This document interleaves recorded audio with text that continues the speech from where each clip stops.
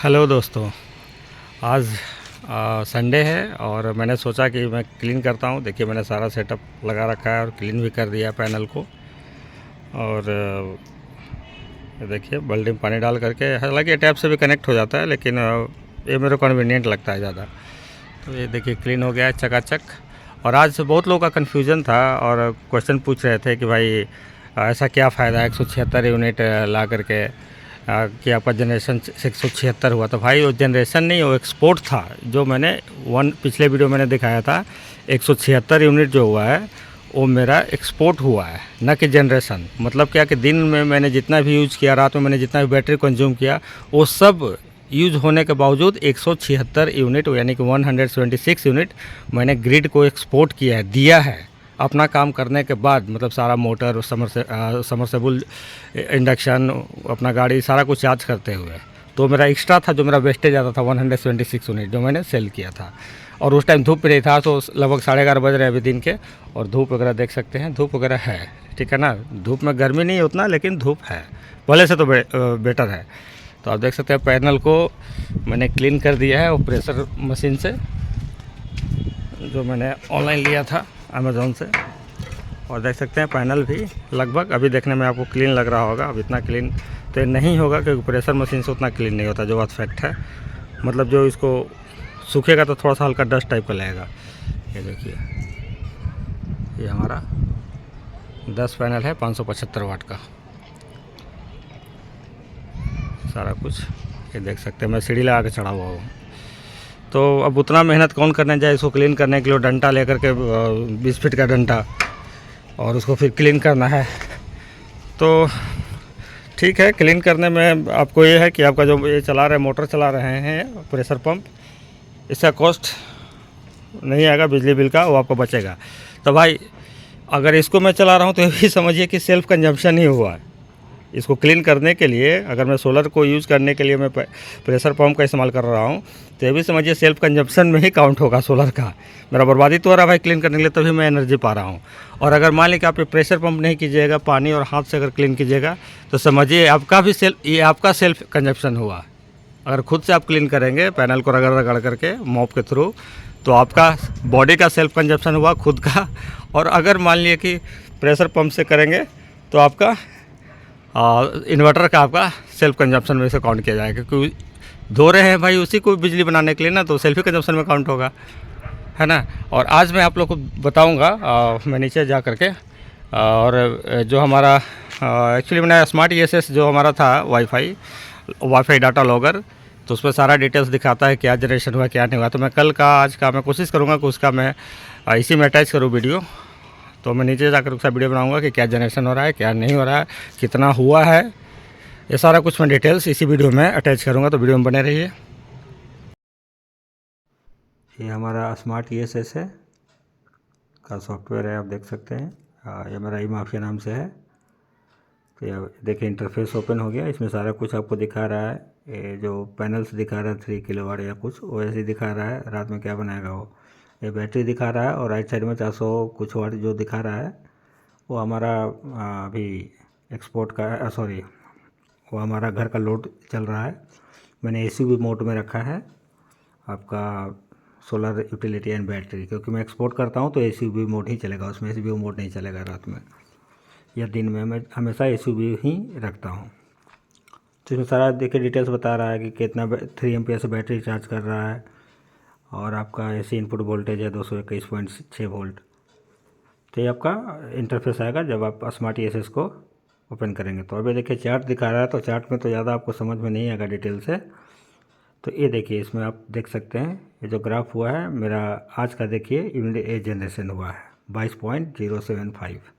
ये आज का यूनिट का जनरेशन है मेरा। अभी धूप 2 दिन से अच्छा है। देखिए कल मेरा हुआ था 24.2 है समथिंग। तो ये सब डे बाई डे आपका जनरेशन है। जनरेशन जितना कि कंप्लीट जितना आपका पैनल ने जनरेट किया है।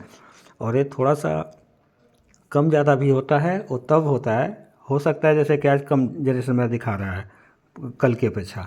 तो ये भी वजह हो सकता है इसका कि बीच में मेरा पावर कट हुआ हो, क्योंकि जब आप एक्सपोर्ट करते हैं, घर का कोई लोड चल नहीं रहा है और एक्सपोर्ट करते हैं और बिजली नहीं रहती है, तो आपका एक्सपोर्ट करना बंद हो जाता है। एक्सपोर्ट करना बंद हो जाएगा तो आपका इन्वर्टर जो है जनरेशन भी बंद कर देगा, क्योंकि उसको लोड ही नहीं है कुछ भी। तो 3 किलोवाट 2 किलोवाट ऊपर से लेके क्या करेगा? उतना ही लोड आपका देगा, लेता है जितना कि आपको चलाना है। या तो आप इसको एक्सपोर्ट कीजिए या उस पर लोड दे के चलाइए। तो ये देखिए कल का 24 पॉइंट का था मेरा जनरेशन। और इसको आप देख सकते हैं इसमें जा कर के कि इस मंथ में मेरा कितना जनरेशन हुआ है। तो ये मेरा मंथ का जनरेशन दिखा रहा है आपको कि इस महीने कितना जनरेशन हुआ, यानी 12 तारीख तक। और ये देखिए ईयर वाइज है ये, मतलब पीछे का। तो पीछे उसमें क्या हुआ था कि स्मार्ट ई तो मैंने बहुत टाइम बाद लगाया था इन्वर्टर के, और उसके बाद भी एक इशू क्या हुआ था कि कुछ मेरा मतलब कनेक्ट नहीं हो पा रहा था। तो मैंने इसको पूरा रीसेट कर दिया, पूरा डिलीट करके फिर से इंस्टॉल किया, तो मेरा सारा डाटा चला गया था। तो ये लगभग 10 11 12 मैंने 10वें महीने से इसमें डाटा दिखा रहा है। उस टाइम पैनल भी कम था, बहुत ज़्यादा पैनल नहीं था शायद, जहाँ तक हमें याद है। बाद में मैंने पैनल बढ़ाया था। तो ये दिसंबर वगैरह का, ये आपको शायद 10वें महीना का है, अक्टूबर का। उसके बाद 9, ये आपका दिसंबर का है जनरेशन। उस टाइम एक्सपोर्ट भी मैं नहीं करता था। और ये मेरा रिसेंट का है 12 तारीख तक का। तो और ये बाकी आपका ये दिखाता है, ये सारा डिटेल है आपका इसमें इन्वर्टर का में क्या है, कितने वाट का आपका इन्वर्टर है, सारा कुछ डिटेल आपको और टाइम के साथ बताएगा कि इस टाइम पर आपका कितना लोड चल रहा था। तो सारा आप चेक कर सकते हैं बाद में भी, जो कि इन्वर्टर में आप ये चेक नहीं कर सकते। अगर आपके पास वाईफाई डाटा लॉग अगर लगा हुआ है तो स्मार्ट ईएसएस के थ्रू आप देख सकते हैं कि आप नहीं भी थे तो उस टाइम क्या हुआ था, कितना लोड चला था, सारा मतलब आप कंट्रोल कर सकते हैं। ताकि अब ये देखिए ये अलार्म आता है बैटरी ओवरचार्ज का, ये तब आया है क्योंकि देखिए इसको अलार्म हैंडल भी कर लिया, मतलब कोई इशू नहीं है, क्योंकि मैंने इसको फ्लूडेड मोड में रखा है और बैटरी मेरा बहुत ही हैवी है, अच्छे क्वालिटी की बैटरी है। तो ये ओवरचार्ज का ही आया, क्योंकि 58.4 वोल्ट मैंने इसमें ऑप्शन रहता है कि अगर फ्लूडेड आप सिलेक्ट करेंगे, फ्लडेड तो फ्लडेड में 58.4 वोल्ट से चार्ज करता है, मतलब 58 वोल्ट से ऊपर ही रखता है, तो जो कि बहुत ही ज़्यादा है। तो वैसे इसका जनरल जो आता है शुरू से AGM करके, हालांकि वो जेल बैटरी के लिए, तो वही सिलेक्ट करके रखिए, ज़्यादा बढ़िया है। या फिर यूज़र में डाल करके आप ये भी कर सकते हैं कि बल्क चार्जिंग वोल्टेज आप 56 डाल दें और फ्लोट चार्ज वोल्ट 54 वोल्ट रखें, तो ये सेफ़ रहता है, ना ओवर चार्ज होगा ना कुछ। लेकिन कभी कभी जो है, जो उसके ऊपर जो जमा हो जाता है सेल पे, तो उसको छुड़ाने के लिए भी कभी कभी हाई वोल्टेज से चार्ज करना चाहिए लीड एसिड बैटरी को। तो बाकी यही सब है स्मार्ट ईएसएस का मेन प्लेटफॉर्म है, आप देख सकते हैं। जिन भाई लोग कहते थे कि आपका इतना ही जनरेशन हुआ, 176 यूनिट ही दिए और ऐसे दिया, अभी देखिए आप जैसे बोल रहे कि 176 यूनिट दिए, 12 दिन में इतना यूनिट तो जनरेट हुआ है। तो 176 यूनिट जो था वो एक्सपोर्ट था मेरा यूज़ होने के बाद।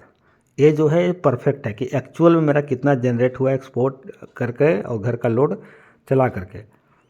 बाकी सारा कुछ सेटिंग वगैरह चेंज कर सकते हैं स्मार्ट ईएसएस से, load setting, battery settings, alarm settings, सारा कुछ सेटिंग्स आप इससे चेंज कर सकते हैं बिना इन्वर्टर के पास गए हुए, और ऑल ओवर इंडिया से कर सकते हैं। तो एक ये स्मार्ट ईएसएस का फ़ायदा है। और इसको रखेंगे तो घर में एक वाईफाई होना ज़रूरी है, क्योंकि विदाउट वाईफाई ये नहीं चलता है। अगर आपके घर में वाईफाई नहीं है तो ये लेने का कोई मतलब नहीं बनता है, समझ गए? तो फालतू का पैसा लगाने से कोई फ़ायदा नहीं है। आप सिर्फ इन्वर्टर ले सकते हैं और अपना सेटिंग वगैरह जो कुछ भी चेंज करना है तो आप इन्वर्टर के पास जा कर के कर सकते हैं। और इन्वर्टर लेने के लिए आप हमें संपर्क कर सकते हैं, नंबर नीचे में आ रहा होगा। 100% जेन्यून गोटू का मिलेगा और चाइना वाला प्रोडक्ट नहीं। बहुत भाई लोग खुश होते हैं। आज एक और भाई का मैसेज आया था, मैसेज या कमेंट कहीं आया था कि मैंने लिया इतना में कितना बताया था उन्होंने कि आप लोग ज़्यादा चार्ज करते हैं कुछ अमाउंट। तो अरे भाई आपको अभी समझ में नहीं आ रहा है, जब भगवान ना करे कुछ इशू आएगा तब आपको समझ में आएगा कि क्या सही मैं बोल रहा था, क्या गलत बोल रहा था। वो सब बेवकूफ़ नहीं है जो लोग, कुछ लोगों ने लिया इन्वर्टर, उनका डैमेज हो गया और फिर भाई ने आपसे परचेज किया। क्यों किया भाई? उनको तो आपसे पहले से आइडिया था ना, वो ऑलरेडी सस्ता ले चुके थे एक बार। तो सस्ता और महंगा के चक्कर मतलब बहुत इसमें चेंजेस रहता है। इवन जो 35-25 IC भी रहता है ना, वो भी जो रहता है उसमें वो आपको घटिया क्वालिटी का रहता है सस्ते वाले में, और उसी पर सारा चीज़ है। अगर फ्रिक्वेंसी अच्छे से नहीं आएगा तो आपका वो मॉसफेट IGBT हमेशा वो जलाएगा। अब बहुत बार सुना है कि आपने मंगाया चाइना से, लगाया 10 मिनट नहीं चला, उड़ गया, या फिर 1 घंटे चला उड़ गया, क्योंकि वो फ्रिक्वेंसी जनरेट सही से नहीं करता है। ठीक है। और आप जो रिपेयरिंग वाले भी लोग हैं वो लोग के पास ऑस्किलोमीटर होता ही नहीं कि वो लोग फ्रिक्वेंसी भी चेक कर सके, ठीक है। तो बहुत सारे लोग को इन्वर्टर पे परेशानी होता था, तो रिपेयरिंग के लिए भी अपने पास एक ऑप्शन आ गया, बहुत ही बेस्ट ऑप्शन सारा सेटअप के साथ। और वो रिपेयरिंग भी आप लोग का हो जाएगा, जो मतलब जिनके पास गोटू का इन्वर्टर नहीं, कोई और भी इन्वर्टर हो, उनकी मैं बात कर रहा हूँ। गोटू के लिए तो आपका जब तक 15 महीने वारंटी है भाई, एक आपको कुछ ना पैसा लगाना है ना परेशान होना है। तो चलिए, चैनल को सब्सक्राइब कीजिए, वीडियो को लाइक कीजिए और आगे हमको बढ़ने के लिए प्रोत्साहित करते रहिए। Bye bye.